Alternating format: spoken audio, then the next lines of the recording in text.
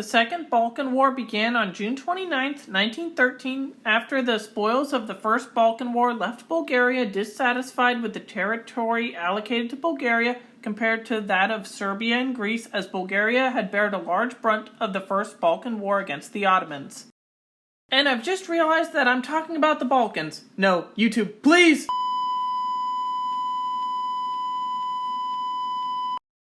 Bulgaria lost the war due to a few main factors. The Tsar did not tell the government that Bulgaria was going to war with Serbia and Greece before deploying the Bulgarian army. This caused confusion as army units received conflicting orders between the government, which was kind of against going to war, and the Tsar, who said go to war.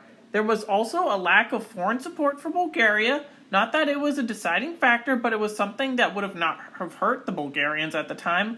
Finally, there was the Romanians, who attacked Bulgaria virtually unopposed as the Bulgarian army was deployed in the west and nothing was on the northern border. Additionally, the Ottomans joined the war, which did not help Bulgaria at all. With those factors in mind, what changes can be made to produce a Bulgarian victory in the Second Balkan War? First, we're going to have the government and the Tsar be united in war against Serbia and Greece. This will make Bulgaria's initial advances into Serbia more successful, logistics will be less confused, and this will not give Serbia as much time to prepare defenses against the Bulgarians. Next, Romania cannot enter the war and will temporarily also keep the Ottoman Empire out of the war, as Bulgaria will have some aims towards the Ottomans, but they're not going to come in yet. Bulgaria will deploy some units on the northern border with Romania to deter any Romanian attacks. This will allow for Bulgarian forces to remain on the Western Front and not have to worry about Romania despite having some forces redeployed. Third is that we will give some foreign support to Bulgaria. Russia is the first candidate that can give support to Bulgaria if the Tsar sees an incentive in opposing Greece, but Russia had a solid relationship with Serbia and I don't really see too much aid to Bulgaria happening. But Russia might take a larger interest in mediating the conflict, as many Bulgarians were supportive of Russia. This might be able to be spun by the Bulgarian Tsar to have Bulgarian forces take as much territory as possible so Russia can mediate the conflict in Bulgaria's favor by withholding some forces against Serbia. The second great power that can support Bulgaria is Germany, who might see some incentives in aiding the Bulgarians.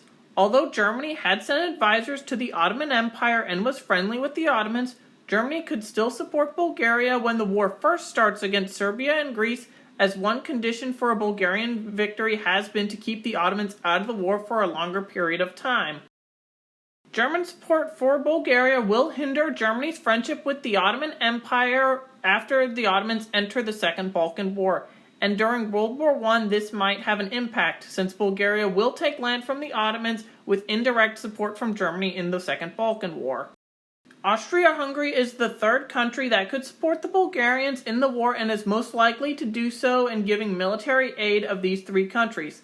In this alternate timeline, Austria Hungary will support Bulgaria against Serbia, not necessarily by launching a second front against the Serbs, as that would definitely start World War I, and although the Austro-Hungarian General Staff is definitely stupid enough to do that, we'll just have Austro-Hungarian forces be deployed along the border with Serbia to appear threatening, so the Serbs don't have as much defenses deployed against Bulgaria before the war starts, and the Serbs will mostly have some forces deployed against the Austro-Hungarians in case of an attack there. That will not happen.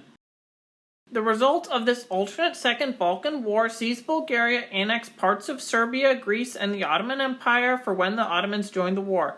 The war is mediated by Russia, and Bulgaria possibly joins the Central Powers alliance with Germany, Italy, and Austria-Hungary due to their support in the war and probable alienation of Bulgaria within the Russian Empire.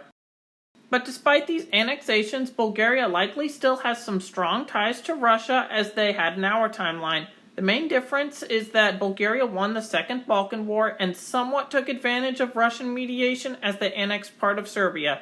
Bulgaria will also have aims against the Ottomans and Romanians for when World War I is getting ready to kick off, because, free real estate. When World War I starts, Bulgaria moves into Serbia when Austria-Hungary invades in 1914. Austria-Hungary still has a lot of issues as their staff was made up of complete idiots. It's unknown whether or not the Ottoman Empire still joins the Central Powers in 1914, and if Italy stays with the Central Powers with a more successful invasion of Serbia in 1914.